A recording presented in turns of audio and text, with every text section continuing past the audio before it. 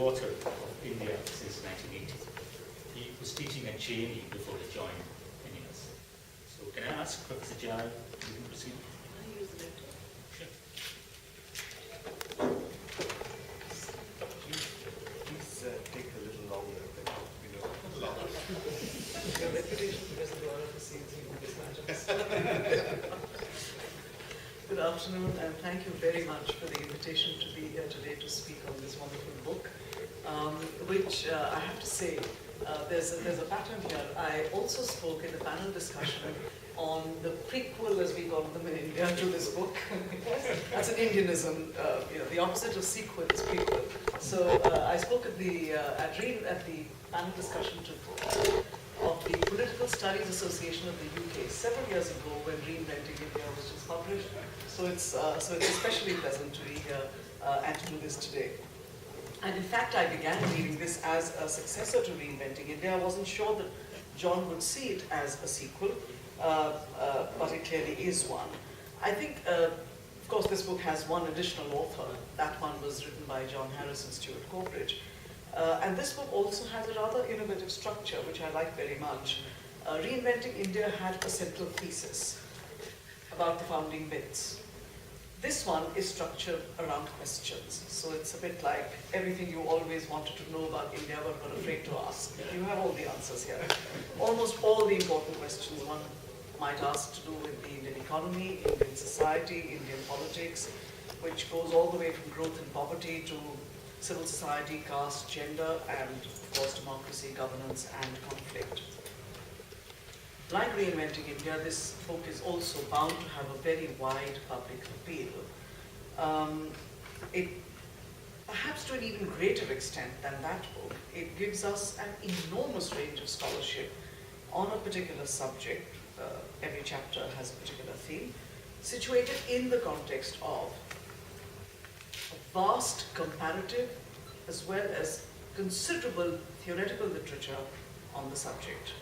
The scholarship is, I'm happy to say, worn rather lightly, so there's no ponderous academic debate. We have a solid treatment that is informed by expertise, by the best expertise on the subject, but that the intelligent layperson can comprehend and profit from. The best thing for me was the fact that it has this most amazing bibliography of over 50 pages, which is a huge treasure. And I hate to say this, lest it damage my academic reputation forever, but it has no footnotes. So everything is in the text itself, so it's wonderful.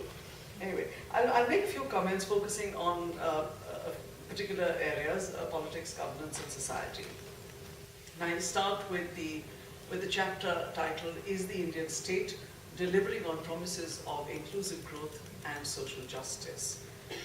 And I agree with John and his co-authors that, as they say, and I quote here, social justice remains a field of contestation that shows up fault lines in contemporary Indian society, unquote.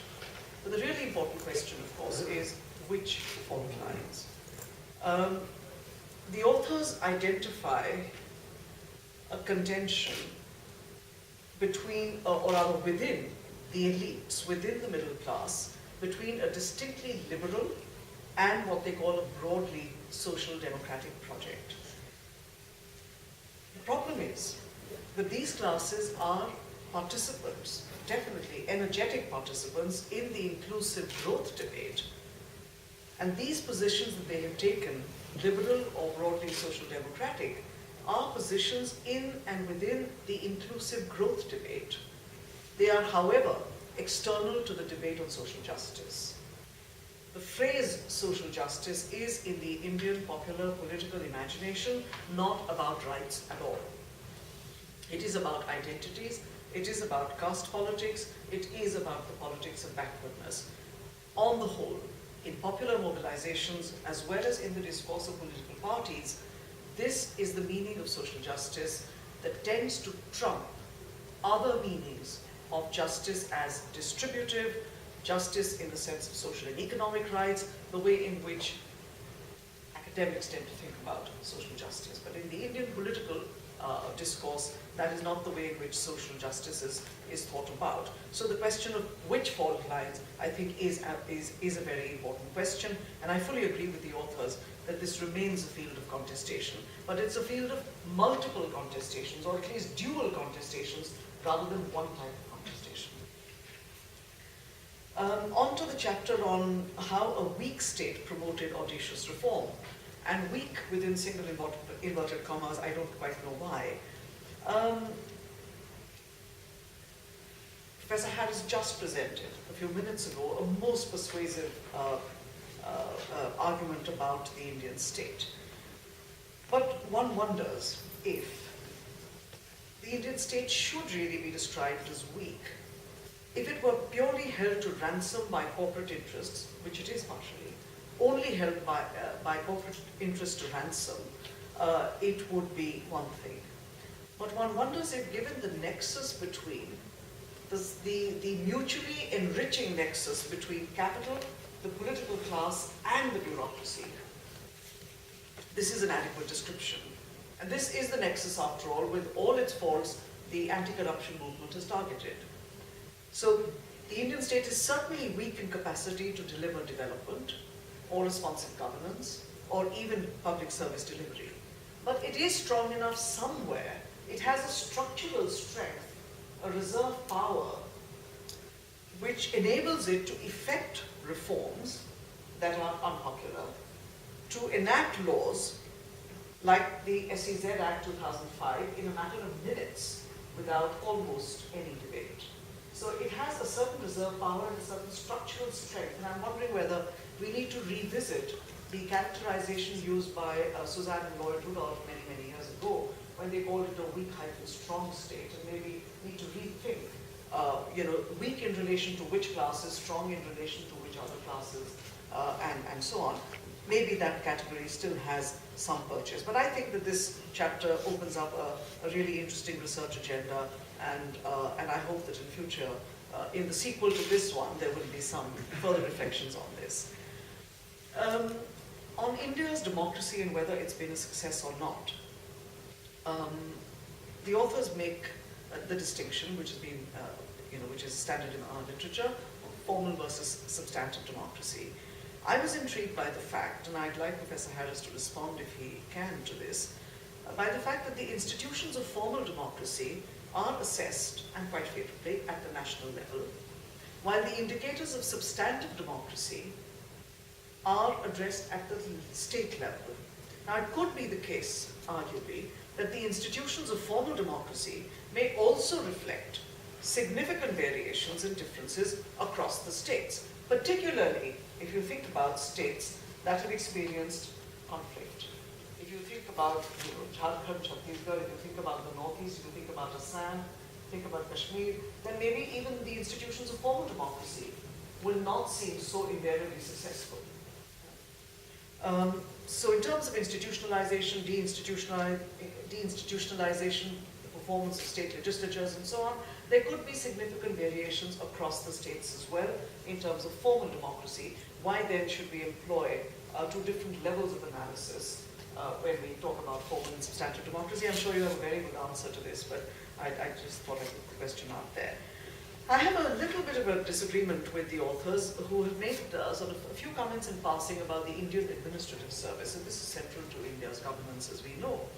There is an assumption that the IAS is a strong institution and, to use their own words, contributing to effective government and political stability. I think this is contestable. Even the government's own successive administrative reforms commissions have reflected on this and have recognized this as a problem. The problems with providing responsive governance in India are not only to do with the bureaucracy that Joel Migdal memorably called the bureaucracy in the trenches, or street-level bureaucrats as Harris and Co. have called them, but all the way from the top to the bottom, just in different ways.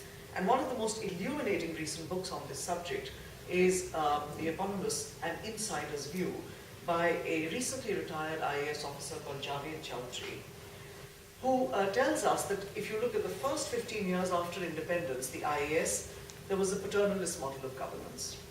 Then the 1960s to the 1980s is a developmental phase when civil servants had a say in public policy, framing public programs, originating development schemes. But since the advent of liberalization and globalization, economics, business, international trade, banking, the kinds of expertise that civil servants need, the generalist civil servant no longer has. So the decline of the generalist civil servant in an age of expertise, particularly certain sorts of expertise, he claims has given rise to a new caste system within the bureaucracy. The new Brahmins, so to speak, are the liberalizers whose power derives from their predominance, from their expertise over the economic issues, and from the predominance of the people he calls the economic czars, the top bosses in economic policy making. But more significantly, I think, and this is a concern that speaks to subsequent chapters as well, this book by Javed Chowdhury implicitly expresses a profound tension in the way in which the definition of the public interest has changed.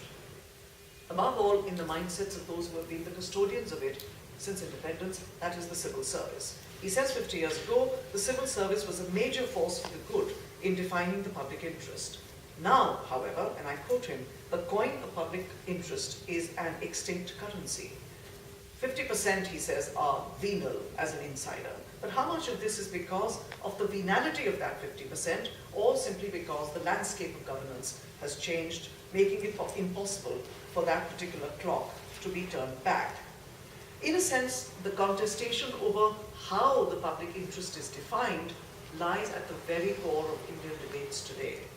Even the anti-corruption mobilization, the Anna Hazare movement, expresses a particular conception of the public interest, which in some instances, and I refer here to Arvind Kejriwal's new book Swaraj, rejects the institutions of parliamentary democracy in favor of more direct or decentralized forms of democratic decision making.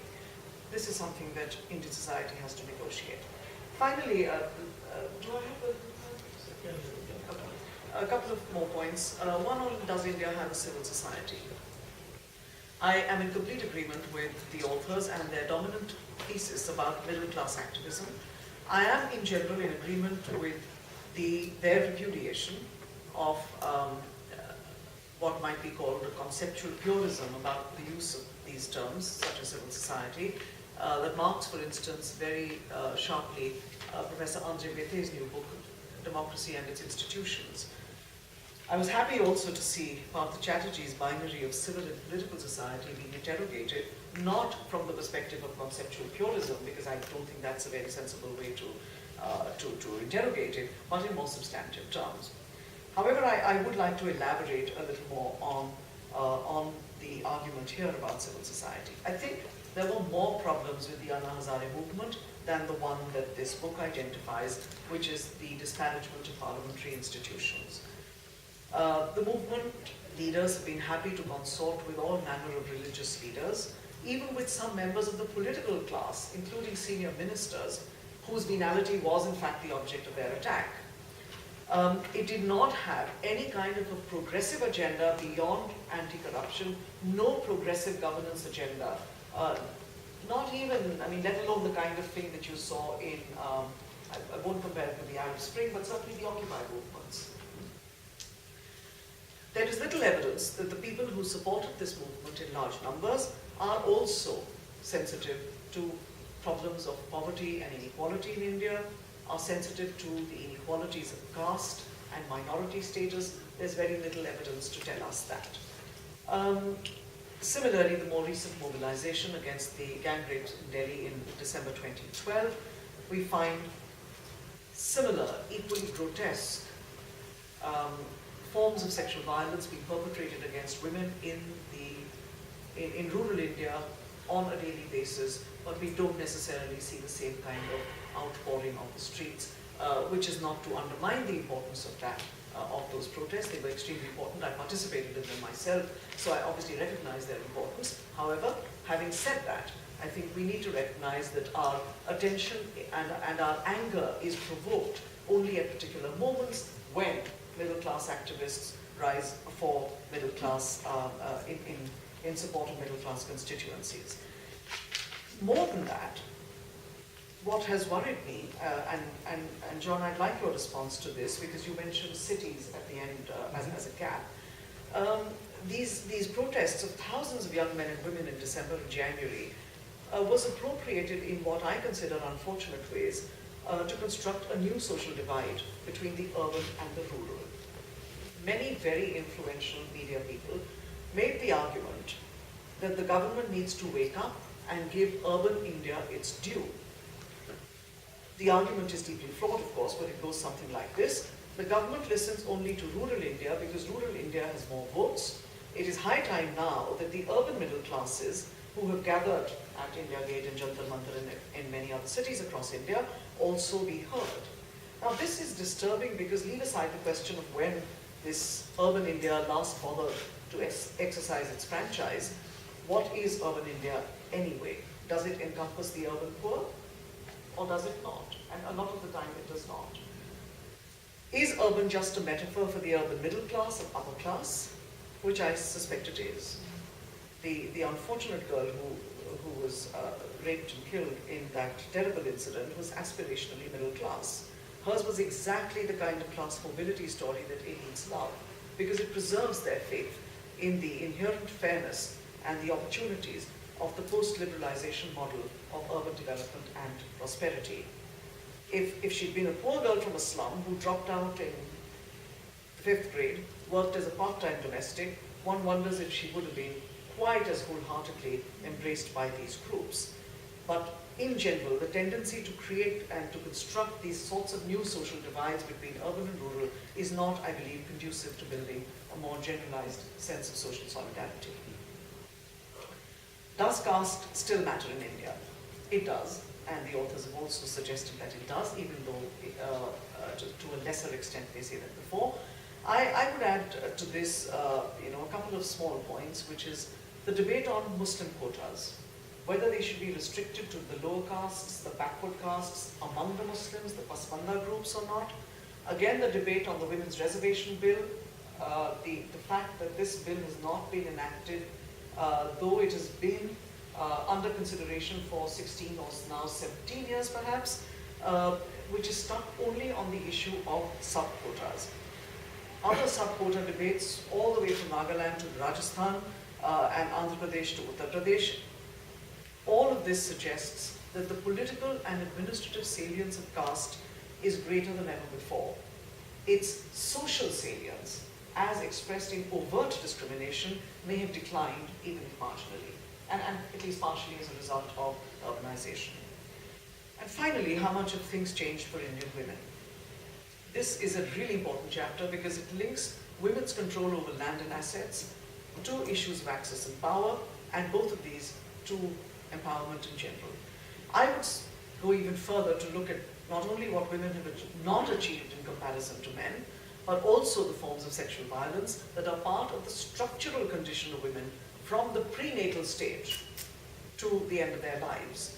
Access to power can certainly have a literally empowering effect, but one of the surveys that, John, you've not mentioned in this book is one that, in fact, I was associated with. It's a study of, it was a sample size of 20,000 households in 27 states, a study of elected women representatives in panchayats. And the interesting thing about this survey, at least two interesting findings that I quickly share here are these, that the gender gap on this issue of community satisfaction with male representatives versus female sarpanches, actually, heads of panchayat, the level of community satisfaction with male sarpanches and female sarpanches, the difference was merely 2 percentage points. That's all. The difference on many other counts In was favor equally, of women? No, not in favor of women. Yeah, 2 percentage points. The very parties that define their politics in terms of social justice, in fact, to return to the social justice point, the very parties that define their politics in terms of social justice are the most relentless in controlling women in these ways. And, so those who speak about social justice the loudest are actually also the quickest to want to infringe gender inequalities or not to allow them to be transcended. Above all, sexual violence from female feticide reflected in sex ratios which have been skewed which are improving marginally, slightly better than before, to migration as a result of the declining sex ratio migration, bringing in brides who are basically slaves from other states and so on, to the kinds of things we were talking about a while ago, which is explicit violence. But I have greatly enjoyed reading this book, and I hope that the next book will also add Indian culture, culture and society to this. No, I mean, because the long-term impact of the kind of migration and urbanization that we are seeing is an impact not only on politics and society, but it's also an impact on mass culture. There will be portable identity proofs. We spoke about that this morning. There are intermarriages.